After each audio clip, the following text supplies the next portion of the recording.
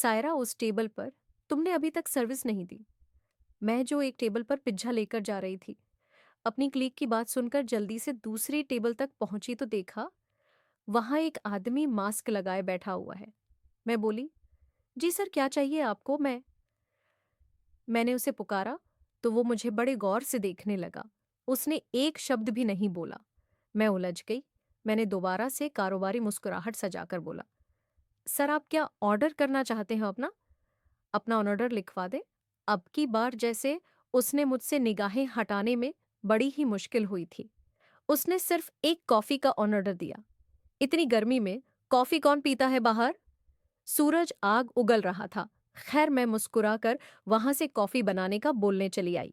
वापस आकर काउंटर पर खड़ी हुई तो देखा वह आदमी अब भी अपना मोबाइल चलाते हुए बार बार मुझे ही देख रहा था। खैर, ऐसे बहुत से आदमी रोज यहां आते थे। मैंने इतना उस पर ध्यान नहीं दिया, मगर अंदर ही अंदर वह मेरे दिमाग में जैसे चिपक कर रह गया था। कुछ देर बाद ही कॉफी बनी तो मैंने दूसरे वेटर से कहा कि तुम उसको कॉफी दे आओ। वो वेटर अगले ही पल कॉफी के साथ वापस आई। उसके चेहरे पर अजीब से हाव भाव थे। उसने कॉफी मेरे सामने लगभग पटक हुए रखी और कहा, जाकर दो। खुद ही उसे बेइज्जत कर दिया। एक ही मिनट में मैंने हैरान गोयथोंकते हुए जाकर कॉफी उसे देने गई।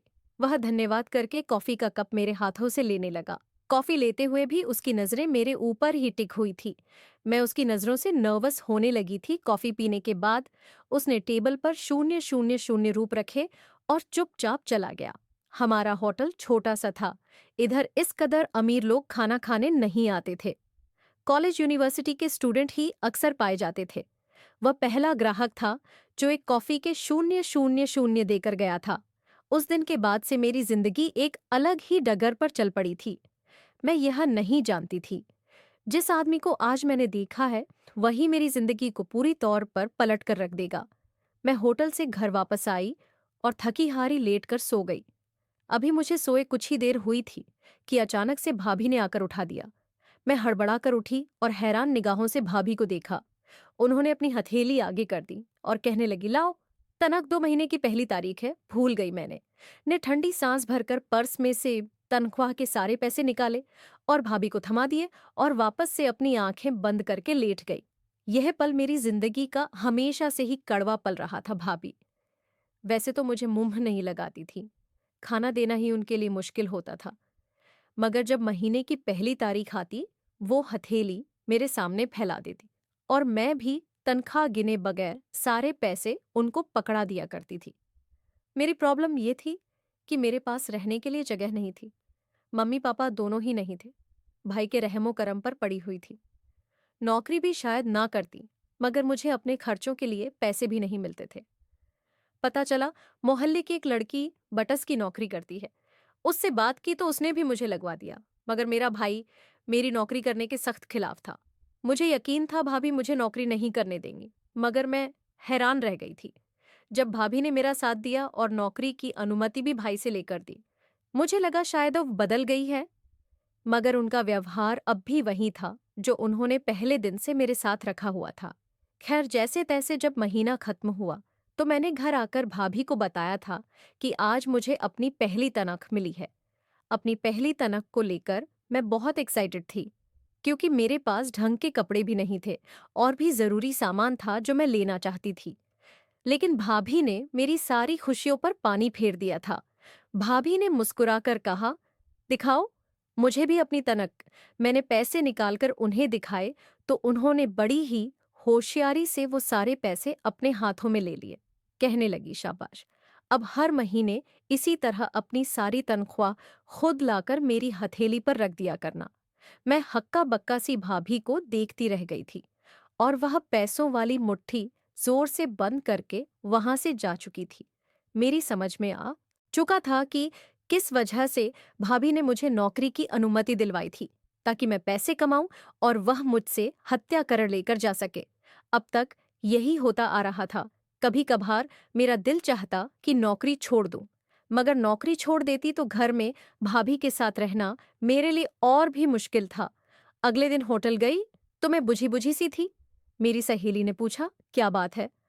लगता है भाभी ने इस बार भी तुम्हारी सारी तनख्वाह ले ली। मैंने उदासी से सर हिला दिया। वह मुझे देखकर बोली, सारा कब तक बर्दाश्त करोगी? ये सब कुछ अब तुम्हें अपने बारे में भी कुछ सोचना चाहिए। मैंने उदासी से कहा, मेरे बस में ही क्या है, मुझे रहने के लिए जगह चाहिए और भाई के घर के अलावा कहाँ रहूं? मेरी दोस्त हिना ने मेरी तरफ देखा और मुस्कुराकर बोली, मेरी जान, हॉस्टल में रहो ना, अपना कमाओ और खुद पर खर्च करो, जियो। अपनी जिंदगी जब शादी का वक्त आएगा तो किसी न किसी से हो ही जाएगी। मैंने उसका यह आइडिया रद्द कर दिया। मैंने कहा, ऐसी लड़कियों को हमारे समाज में अच्छे शब्दों से नहीं बुलाया जाता और मैं खुद के लिए यह शब्द सुनना नहीं चाहती। हिना ने प्यार से कहा, यार कोई तो कदम उठाओ। अच्छा, नौकरी के लिए हॉस्टल में रुकने से प्रॉब्लम है ना? तुम्हें तो ऐसा करो, यूनिवर्सिटी में दाखिला ले लो, साथ ही साथ नौकरी करना, हॉस्टल में रुकना। तुम्हारे पास डिग्रियां भी हो जाएंगी और नौकरी भी अच्छी मिल जाएगी। मैं जो हिना को मना करना चाहती थी, एकदम से रुक गई। मैंने उसकी तरफ देखा तो वो मुझे हौसला देते हुए बोली, कर लो यार, जिंदगी में तुम्हारे लिए भी सुकून आ जाएगा। मुझे सुनकर इतना बुरा लगता है, फिर तुम पर तो बीत है, तुम्हारे ऊपर क्या असर होता होगा। मैं समझ सकती हूँ। हर पल उस घर में गुजारना किसी नर्क में रहने से कम नहीं है। मैंने कहा, भाभी मुझे आगे पढ़ने नहीं देंगी। वह नहीं चाहेंगी कि मैं अपनी कमाई में से 1 रुपया भी अपनी पढ़ाई पर खर्च करूं। और पहली बात तो वह मुझे पढ़ने की अनुमति ही नहीं देंगी। हिना मुस्कुराकर बोली, तो वो घर छोड़ दो, वहां रखा ही क्या है। बहुत सी सेल्फ डिपेंड लड़कियां हैं जो समाज में बगैर रिश्ते के भी गुजारा कर रही हैं। चुप करके वह घर छोड़ दे और अपना एक खुद का आशियाना बना, वरना कुएं के मेढक की तरह वही की वही रह जाएगी। मैंने उस वक्त तो हिना की बात को टाल दिया, मगर वह बात मेरे दिमाग में बैठ गई थी। उस पर भला हो, भाभी का शाम को घर गई तो मेरे लिए जो खाना रखा था वो उनके किसी बच्चे ने खा लिया। मैंने खाने का पूछा तो उन्होंने पूरा घर सर पर उठा लिया। कहने लगी, एक दिन मेरे बच्चे ने रोटी क्या खा ली, यह तो उसके हलक से निकालने के चक्कर में है। मैं हक्का बक्का रह गई थी। ऐसा पहली बार नहीं हुआ था। महीने में 1 या 2 दिन तो मैं सिर्फ घर में रोटी खाती थी, वरना मैं अक्सर होटल में ही खा लिया करती थी। क्योंकि अगर मैं होटल से भूखी आ जाती तो घर पर कभी रोटी नहीं होती तो कभी सब्जी नहीं होती।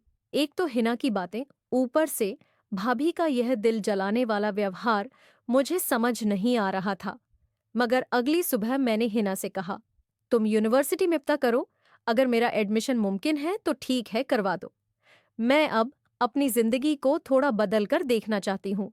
ज्यादा से ज्यादा बुरा ही हो सकता है और कम से कम कुछ ना कुछ तो अच्छा ही होगा। तो क्यों ना एक बार आजमाया जाए भाभी को। तो वैसे ही मेरे घर में होने या ना होने से कोई फर्क नहीं पड़ता। वह बहुत खुश हुई। मैं भी सुकून से थी, मगर एक डर था। वही डर जो कुछ नया करते वक्त हर एक दिल के अंदर बैठा होता है, मेरे दिल में भी मौजूद था। खैर, मेरा उधर एडमिशन हो गया और मैंने घर में पढ़ने की बात की। अभी बात मुंह से निकली ही थी, भाई तो चुप बैठे थे। मगर भाभी ने वो हंगामा कर दिया कि मेरे दिमाग में सीटियां सी बजने लगी थी। उनका कहना था, लोग क्या कहेंगे। मैंने भी गुस्से से कह दिया कि लोगों ने उस वक्त तो कुछ नहीं कहा जब मैं कमाने के लिए बाहर निकली थी, और अब लोग क्यों कुछ कहेंगे, अब तो मैं पढ़ना चाहती हूँ। भाई ने मुझे चुप करवा दिया। कहने लगे, तुम्हें अगर मैं रोकूं तो क्या तुम मान जाओगी? मैं एक पल के लिए नरम हुई थी, मगर नहीं, इस फैसले पर मेरी पूरी जिंदगी खड़ी थी। मैंने बगैर किसी लचक के कहा, भाई सवाल ही पैदा नहीं होता, मुझे पढ़ना है और हॉस्टल में रहकर पढ़ना है। भले से आप मुझे अनुमति दें या ना दें, मुझसे संबंध रखें या ना रखें, मैं आप लोगों पर और बोझ बनकर रहना नहीं चाहती। भाई ने हैरान, गौथोंग इसी घर में छोड़कर जा रही हूँ। अगर आप मुझसे संबंध रखना चाहे तो मुझे खुशी होगी, वरना मुझे दुख भी नहीं होगा। हालात मेरी बर्दाश्त से बाहर हो गए हैं। यह कहकर मैं कमरे से बाहर निकल आई थी। मैं बाहर आई तो मेरे हाथ पैर बुरी तरह कांप रहे थे। मेरा गला सूख रहा था। उसके बाद किसी ने भी मुझसे बात नहीं की। मैंने इंतजार भी किया। जब मैं अपना सामान बांधकर जाने लगी तो भाई से कहा कि मैं जा रही हूं, लेकिन वह मुझसे मुंह मोड़कर कमरे में चले गए सा। साथ ही भाभी ने भी काटतार शब्दों में कहा था, अब जा रही हो तो वापस मत मुड़ना, यही समझना तुम्हारा कोई नहीं है। मैं दुखी होकर वहां से चली आई। हिना ने मुझे पिक किया और यूनिवर्सिटी के हॉस्टल में छोड़ दिया। मैं परेशान भी थी, मगर खुश भी थी, क्योंकि मुझे उम्मीद थी मेरी अब एक बेहतर और नई जिंदगी शुरू होने वाली है। मेरी रूममेट जो लड़की थी बहुत अच्छी थी। अगले दिन ही मैं यूनिवर्सिटी चली गई। पढ़ाई शुरू हो चुकी थी, मगर खर्चों का हिसाब लगाया तो नौकरी अब पहले से ज्यादा जरूरी हो चुकी थी। मैंने उस होटल के अलावा एक और रेस्टोरेंट में भी 2-3 घंटे के लिए वेटर्स का काम शुरू कर दिया। यह रेस्टोरेंट मेरे हॉस्टल के करीब ही पड़ता था और इसमें मैं शाम के समय जाया करती थी। अभी नए रेस्टोरेंट में गए मुझे 2 ही दिन हुए थे कि जब वही उस दिन वाला आदमी मुझे वहां पर दिखाई दिया, और उस दिन भी वह मास्क में छिपा हुआ था। उसने मुझे नहीं देखा, मगर मैं उसे बड़े गौर से देख रही थी। अचानक से उसने मुझे खुद को देखते हुए पकड़ लिया, लेकिन नजरअंदाज कर दिया। उसके टेबल से ऑन ऑर्डर लेना था। मैं जाना नहीं चाहती थी, तो दूसरी लड़की से कहा, तुम ले लो आर्डर। मगर फिर वही हुआ जो उस दिन हुआ था। उस आदमी ने मेरी तरफ इशारा करके उस लड़की से कुछ कहा था। मैं समझ गई थी अब जरूर यही कह रहा होगा कि मैं उसका ऑर्डर लूं। मुझे फिर से गुस्सा चढ़ा था। मैंने सोचा क्यों ना मैं इस आदमी से जाकर बात करूं कि उससे प्रॉब्लम क्या है, क्यों बार बार मुझे ही बुलाता है। पिछले होटल में भी ऐसा ही किया था और मुझे शर्मिंदगी उठानी पड़ी थी। अब इस रेस्टोरेंट में भी यही करने की कोशिश कर रहा है। अभी तो मुझे यहाँ सिर्फ 2 दिन हुए हैं। मैं बर्दाश्त करके टेबल की तरफ बढ़ने लगी कि तभी उस बटस ने मुझे रोक लिया। पूछने लगी, कहाँ जा रही हो? मैं उसे देखकर गड़बड़ा गई। उसके अंदाज अजीब से लग रहे थे। मैं समझ नहीं पाई कि वह कहना क्या चाहती है और इतने शक भरे अंदाज में मुझसे क्यों बात कर रही थी। मैं चुप रही तो उसने मेरा बाजू थामा और वहां से दूर ले गई। रूम में जाकर कहने लगी, तुम उस आदमी को क्यों देख रही थी? मैंने हैरान गोइथोंग मुस्कुराहट से मुझे देखा और बोली, उस आदमी के तो इशारे तुम्हें बुरे लगे, और खुद जो तुम खड़ी खड़ी उसे लगातार घूर रही थी, उसका क्या? वह तुम्हारी यही बात मुझे बता रहा था। तुम्हारे देखने से वह अनकंफर्टेबल हो रहा था, तभी तुम्हारी तरफ इशारा करके तुम्हारी शिकायत कर रहा था। उसका कहना था, ये लड़की मुझे लगातार घूर रही है और मुझे अजीब सा फील हो रहा है। मैं यहाँ 2 पल सुकून के लिए आता हूँ और मैं उस लड़की की नजरों से डिस्टर्ब हो जाता हूं। तुम्हें पता है मैंने कितनी मुश्किल से उस आदमी को शांत किया था, वरना वो तो तुम्हारी शिकायत लेकर मैनेजर के पास जाने वाला था। सायरा, सावधानी बरतो, तुम्हें पता है ना, तुम्हारी यह गलती की वजह से तुम्हारी नौकरी जा सकती है। मैं तो हक्का बक्का रह गई थी। वह आदमी जो दूसरे होटल में मुझे ऑनर ले रहा था, वह यहाँ इतनी बदतमीजी से मेरी शिकायत किसी दूसरी बेटर को लगा रहा था। मेरा तो गुस्से के मारे खून खोलने लगा था। मेरा बस नहीं चल रहा था कि उस आदमी के मुंह पर तमाचा लगा दूं।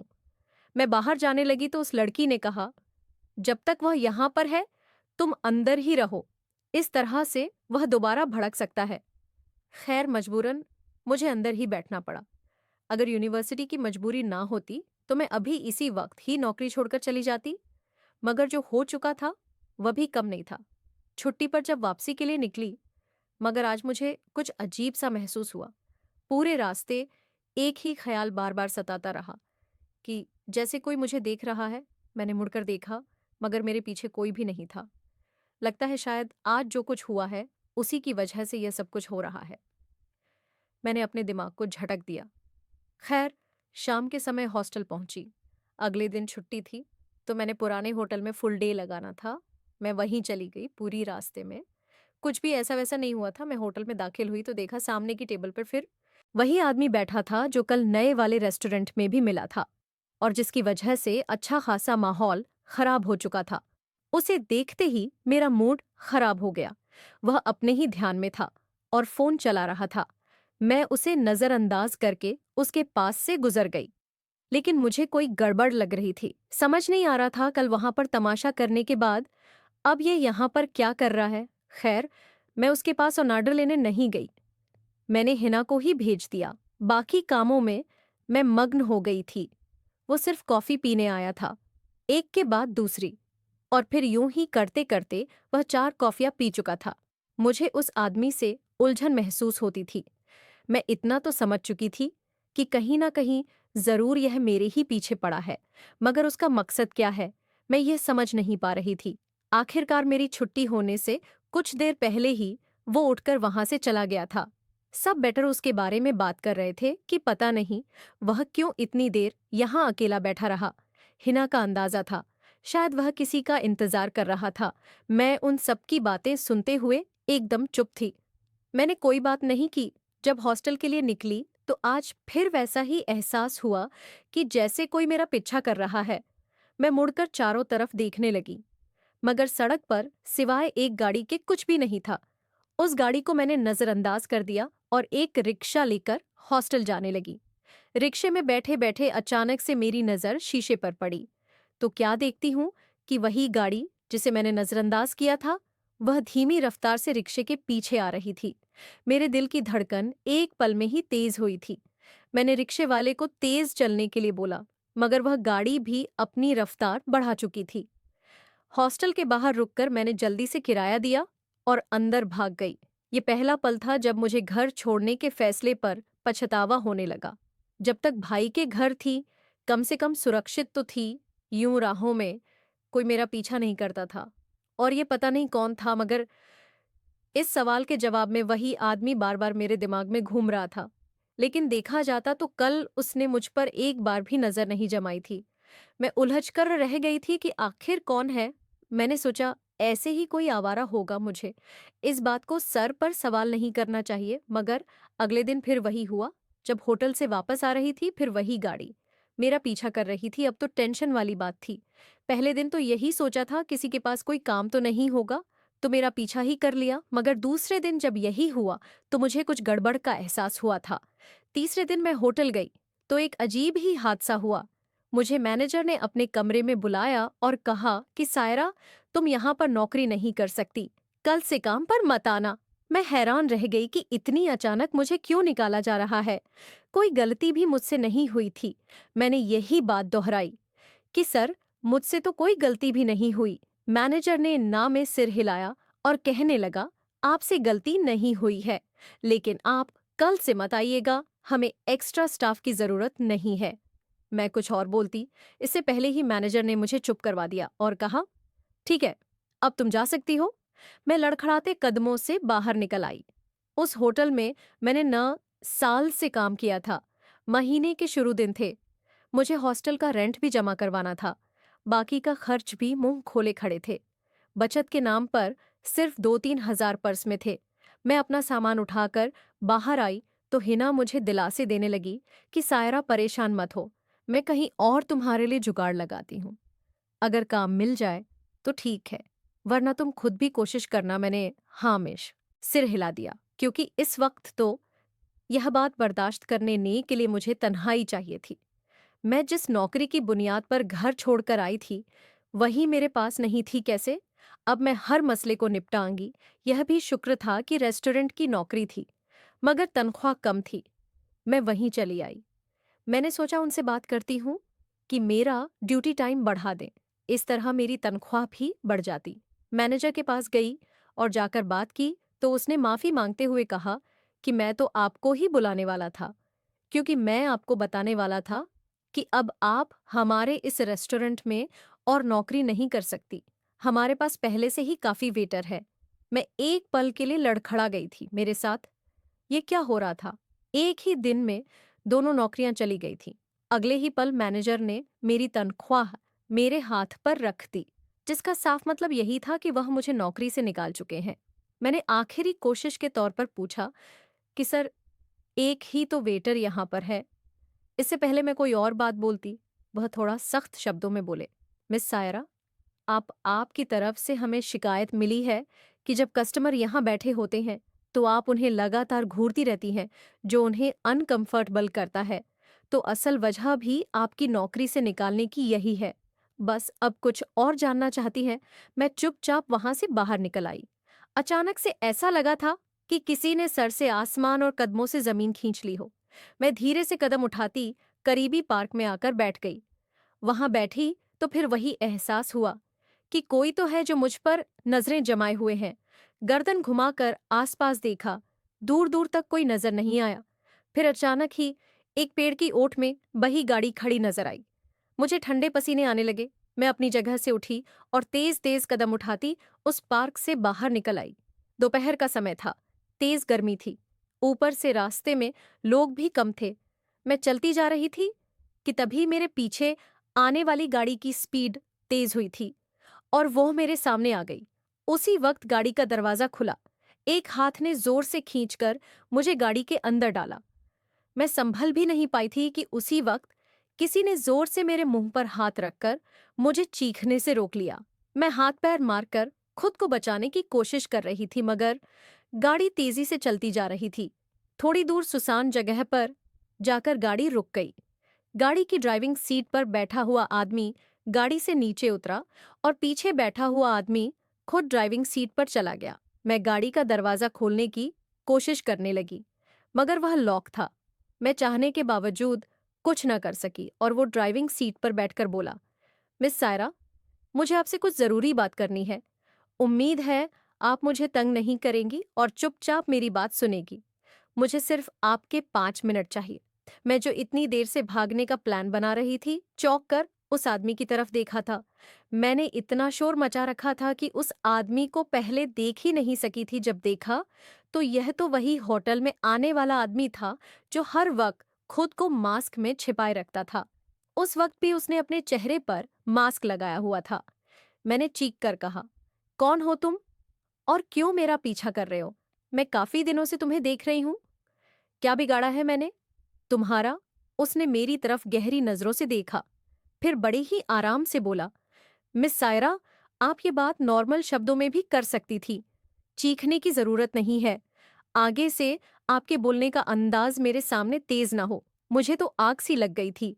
मैंने कहा, अगर आपको मेरे बोलने का अंदाज बुरा लगा है तो मुझे भी इसी वक्त गाड़ी से उतार दें। मुझे भी यह बात बुरी लगी है कि आपने मुझे जबरदस्ती अपनी गाड़ी में बिठाया है। लेकिन उसने मेरी बात का जवाब देने की बजाय एक नई बात करने लगा। कहने लगा, आप मुझसे कॉन्टेक्ट मैरिज करेंगी? मेरा तो खून ही खोल कर रह गया था। मैंने गुस्से से कहा, आप हैं कौन? मैं आपको ना जानती हूँ, ना ही कभी। बात हुई है हमारी, ऐसे ही मुंह उठाकर शादी कर लूं, वो भी कॉन्ट्रैक्ट मैरिज। उसने अगले ही पल अपने चेहरे से मास्क उतार दिया। मेरे अगले शब्द मुंह में ही रह गए थे। वो कोई और नहीं बल्कि हमारे ही शहर का एक बहुत ही मशहूर अमीर बिजनेसमैन था। उससे मिलने के लिए लोग घंटों इंतजार करते थे। वह मुझे अपनी गाड़ी में बिठाए हुए था और सिर्फ इतना ही नहीं, मुझसे शादी का भी कह रहा था। मुझे चुप होते देखकर बोला, इतनी जान पहचान काफी है या आपको कुछ और भी जानना है? मैं चुप रही थी। मुझे समझ नहीं आ रहा था कि मैं उसको क्या जवाब दूं। मैं तो एक बहुत ही मामूली सी लड़की थी, उसके स्टैंडर्ड के बराबर भी नहीं थी। कहने लगा, मैडम, बात सीधी है और यही मुझे आपसे कॉन्ट्रैक्ट मैरिज करनी है, सिर्फ 2 महीने के लिए। उसके बदले में मैं आपको 2 करोड़ रुपए दूंगा, मगर आपको मुझसे शादी करनी होगी। मुझे अचानक से होश आया। ये सब क्या हो रहा है? मैंने झट से कहा, मुझे ना आपसे शादी करनी है, ना ही आपके पैसे चाहिए, मुझे जाने दे। आई इसी वक्त, वरना अच्छा नहीं होगा। मगर वह बड़ी ढाई से बोला, तुम्हें शहर में तो क्या, पूरे देश में नौकरी नहीं मिलेगी। पहले तो आपको नौकरी नहीं मिलेगी, अगर मिल भी गई तो मैं आपको उस नौकरी से निकलवा दूंगा। इसीलिए भलाई इसी में है कि मेरी ऑफर मान ले, क्योंकि मैं जानता हूं इस वक्त आपको पैसों की सख्त जरूरत है। आपके सर पर किसी का हाथ नहीं है। तुम्हें अपने सारे खर्चे खुद ही पूरे करने हैं। मुझे पता है कि तुम्हारे कितने खर्चे हैं, तो उनका भार कैसे उठाओगी? मैं तो हक्का बक्का रह गई थी। यानी इतनी अचानक मुझे नौकरी से निकाल जाने का बोलना उन लोगों के लिए इसी वजह से आसान था कि इस आदमी ने कहकर मुझे निकलवाया था। मैंने कहा, क्या चाहते हैं आप? वह बड़े ही आराम से बोला, वही जो पहले कह चुका हूं, मुझसे शादी कर ले। बदले में 2 करोड़ से भी ज्यादा रकम दे सकता हूं, क्योंकि मेरी मजबूरी है। मैं इस काम के लिए किसी और को नहीं बोल सकता। मैंने पूछा, इसी वजह से इतने दिन हो गए और आप लगातार मेरा पीछा कर रहे हैं? तो उसने मुस्कुराते हुए हाँ में सिर हिला दिया, लेकिन बोला, कुछ भी नहीं। मैंने पूछा, अगर मैं मना कर दूं? तो वह फिर भी ठहरे हुए अंदाज में बोला, आपके पास मना करने का कोई भी ऑप्शन मौजूद नहीं है, क्योंकि मैं बता चुका हूं, मेरी मजबूरी है और मुझे आपसे ही कॉन्ट्रैक्ट मैरिज करनी है। आप राजी हो या ना हो, वजह मैं आपको शादी के बाद बता दूंगा, बल्कि आप खुद ही जान जाएंगी। मेरे पास उसकी बात मानने के अलावा और कोई चारा नहीं था। अकेली थी तो यह अच्छा था कि वह मुझसे शादी की बात कर रहा था, वरना वो मुझे यह बात भी न करता तो मैं अकेली कमजोर सी लड़की उसका क्या बिगाड़ सकती थी। खैर, मैं मार गई थी, मगर पहले उसने मेरे बैंक अकाउंट में 2.5 करोड़ रुपए जमा करवाए थे। उसके बाद हम सीधा अदालत गए और 1 घंटे के अंदर अंदर मेरी दुनिया, मेरी जिंदगी बदल चुकी थी। अभी कुछ देर पहले जो मैं खुद को बेआसरा और बेसहारा समझ रही थी, खुदा के रहमो करम से मेरी शादी हो चुकी थी। बेशक जैसे भी हुई थी, मगर कम से कम मेरे पास पति का नाम तो मौजूद था। शादी होते ही उसने कहा, अब आप हॉस्टल में नहीं रहेंगी, बल्कि मेरे साथ मेरे घर पर रहेंगी। आप अपना सामान पैक कर ले और मेरे घर चले। मैं हो गई। मैंने कहा, ये बात तय नहीं हुई थी तो? वह हंसकर बोला, क्यों, शादी हुई है हमारी 2 महीने के लिए, और इन 2 महीने में आपको मेरी हर बात माननी होगी। मेरे पास चारा नहीं था। मैं अपने हॉस्टल के रूम में पैकिंग करने के लिए चली गई। मैंने जानबूझकर उसे तंग करने के लिए पूरे 5 घंटे पैकिंग में लगाए थे, और वह पूरे 5 घंटे से नीचे गाड़ी में बैठा मेरा इंतजार कर रहा था। मैंने कमरे की खिड़की से देखा था, वह बार बार घड़ी देख रहा था। जब मैं नीचे आई तो उसने मुझे मुस्कुराकर देखा कि कहने लगा, तुम तो ऐसे पैकिंग कर रही थी जैसे पूरे घर का सामान पैक कर रही हो। हालांकि तुम हॉस्टल में रहती हो और वहां सामान ही कितना होता है। मुझे उसकी मुस्कुराहट झल लग रही थी। भले ही उसने मुझसे कॉन्ट्रैक्ट मैरिज की थी, उसके बदले 2.5 करोड़ रुपए भी दिए थे, लेकिन मुझे वह आदमी गुस्सा दिला रहा था। उसने जो कुछ भी किया था मेरे साथ अपनी मर्जी से किया था। मेरी मर्जी शामिल नहीं थी, लेकिन अगर उसकी तरफ गौर से देखती तो मुझे अपनी किस्मत पर गर्व सा महसूस होने लगता था, क्योंकि वह एक हैंडसम अमीर आदमी था। हर लड़की उसे शादी करने के सपने देखती होगी, लेकिन उसने मुझसे शादी क्यों की थी मुझे समझ नहीं आता था। खैर, मैं उस आदमी के साथ उसके घर आ गई। जब उसके साथ मेरी शादी हुई थी तब मुझे पता चला था उसका नाम इलियास था। मैं इलियास के साथ घर आ गई। ये वह घर था जो आज तक मैं सिर्फ अपने शहर के न्यूज़ चैनल पर देखती आई थी, और अब हकीकत में देखा था। इलियास की बीवी बनकर मुझे खुशी भी थी और एक सख्त दुख भी था। खैर, घर के अंदर ले जाकर जो कमरा मुझे दिया गया था वह किसी महल का कमरा लग रहा था। पूरा घर ही खूबसूरत था, मगर यह कमरा तो कुछ ज्यादा ही बड़ा और खूबसूरत था, वो भी सिर्फ अकेले मेरे लिए। मैं हैरान थी। इलियास मुझे कमरे में छोड़कर मेरे पास एक नौकरानी को छोड़कर चला गया था। उसने उस नौकरानी से कहा था कि तुम्हें आज से मैडम का सारा काम करना है। मैं हक्का बक्का थी, यकीन नहीं आ रहा था मेरी किस्मत ऐसी भी हो सकती है। खैर, ये सब कुछ हो चुका था। यकीन करने ना करने की वजह नहीं बनती थी, लेकिन अब मैं अंदर कमरे में बैठी डर भी रही थी, क्योंकि शादी की रस्म के अनुसार आज की रात मेरी सुहाग रात थी। लेकिन मैं उस आदमी के साथ सुहाग रात नहीं मना सकती थी। मेरा दिल डर के मारे धड़कने लगा था, क्योंकि हम दोनों की कॉन्ट्रैक्ट मैरिज थी। इसीलिए मैंने सोच लिया था, अगर वह मेरे करीब आने की कोशिश करेगा तो मैं उसे सख्ती से मना कर दूंगी। लेकिन मुझे यह सब करने की जरूरत नहीं पड़ी थी। उसने मुझे छूने के इरादे से शादी नहीं की थी। उसका मकसद तो कुछ और ही था, जो मुझे बाद में पता चला था। खैर, थोड़ी देर बाद ही खाना आ गया था। वह भी इतना शाही कि छूने का दिल भी नहीं कर रहा था। उसकी डेकोरेशन खराब ना हो जाए। 2 दिन तो मैं इसी तरह घर में आजाद घूमती रही, मगर मुझे अब तक उस आदमी ने शादी करने और अपने घर में लाकर कमरे में अकेला छोड़ने का मकसद नहीं बताया था। मेरा यह ख्याल भी गलत साबित हुआ था कि वह नई नई लड़कियों का आदी है, उनसे शादी करता है। 2 महीने में उसका उनसे दिल भर जाता है और उन्हें छोड़ देता है, क्योंकि अब तक उसने मुझे छूने और मेरे करीब आने की कोशिश नहीं की थी। मैंने इलियास को दोबारा देखा भी नहीं था। पता नहीं, शायद मुझे लाकर भूल गया होगा। बार बार मुझे डर सताते थे। खुद को समझाती कि वह मुझे भूले या याद रखे, मुझे क्या, मेरे पास तो अच्छी खासी रकम आ चुकी है। बस 2 महीने जैसे तैसे इस घर में गुजार लूं, फिर मैं चली जाऊंगी। लेकिन तीसरे ही दिन मेरी जिंदगी में वह तूफान आया था जिसने मुझे हिलाकर रख दिया। मैंने अभी तक पूरा घर नहीं देखा था। तो उस नौकरानी को कमरे में ही छोड़कर मैं अकेली ही बाहर आ गई थी।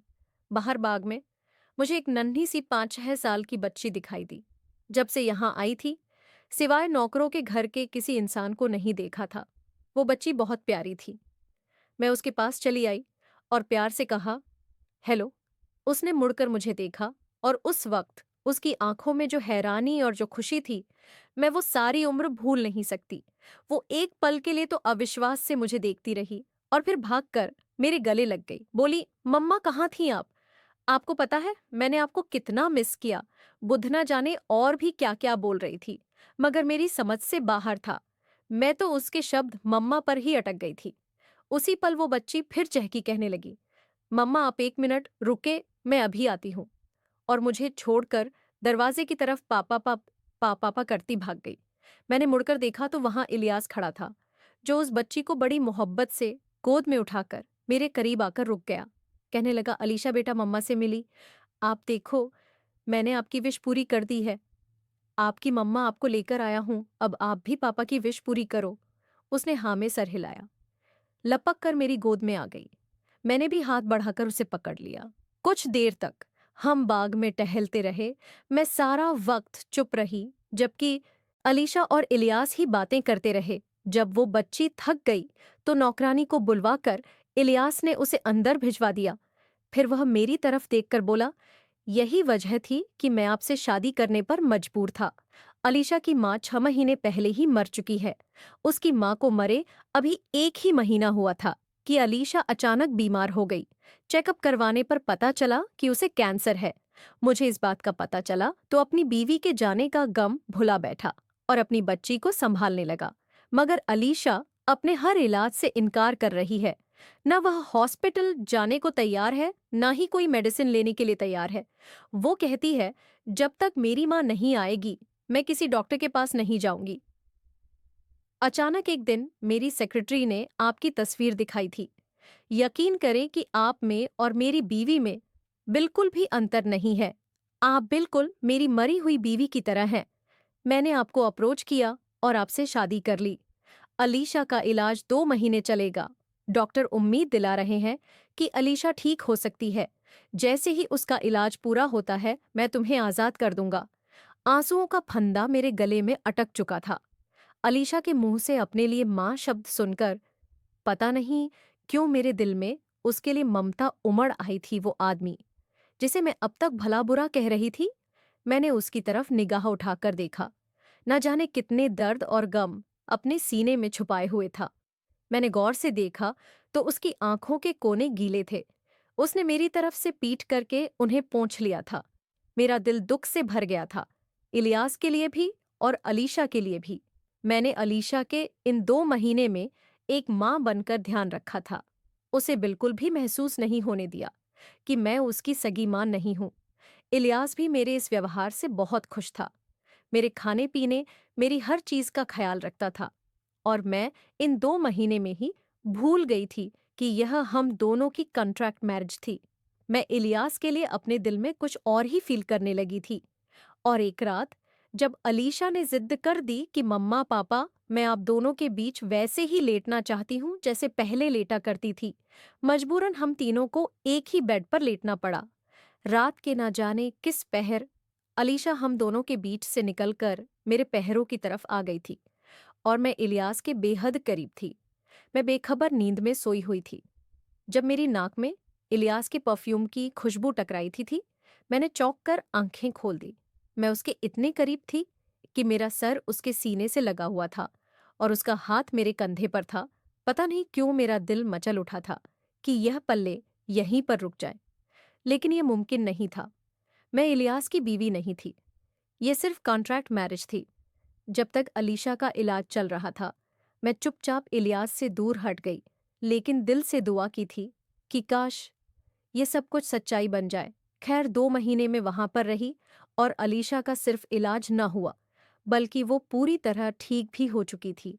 हमारे कॉन्ट्रैक्ट के अनुसार इलियास ने मुझे तलाक देने की बात की तो मैंने कहा कि मैं पूरी जिंदगी अलीशा की मां बनकर उसके साथ रहना चाहती हूँ और आप चाहे तो भले ही मुझे अपनी बीवी का दर्जा ना दें, बस इस घर में जगह दे दें। यहीं कोने में पड़ी रहूंगी, क्योंकि अलीशा को जैसे मुझ में अपनी माँ नजर आती है, बिल्कुल वैसे ही मुझे भी अलीशा अपनी बेटी की तरह प्यारी हो चुकी है। मेरी बात सुनकर इलियास की आंखें चमक उठी थीं। शायद वो भी मुझे दिल ही दिल चाहने लगा था। उसने हाँ में सर हिलाते हुए कहा कि आज मेरी फैमिली पूरी हो चुकी है। अपनी बीवी के जाने के बाद मेरा परिवार बिल्कुल टूट कर बिखर गया था, लेकिन आज तुमने आकर ऐसा लगता है जैसे मेरी खुशियां मुझे वापस कर दी हैं। यह कहकर इलियास ने मुझे अपने सीने से लगा लिया था। आज हमारी शादी को 10 साल हो चुके हैं। मेरा एक बेटा भी है। सच कहते हैं, एक राह बंद होती है तो दूसरी राह खुद खुल जाती है। दोस्तों, आज की हमारी कहानी कैसी लगी जरूर बताना। पसंद आई हो तो प्लीज लाइक करना। रोज एक नई कहानी सुनने के लिए हमारे चैनल को भी सब्सक्राइब करना। मिलते हैं दोस्तों अगली किसी नई कहानी के साथ।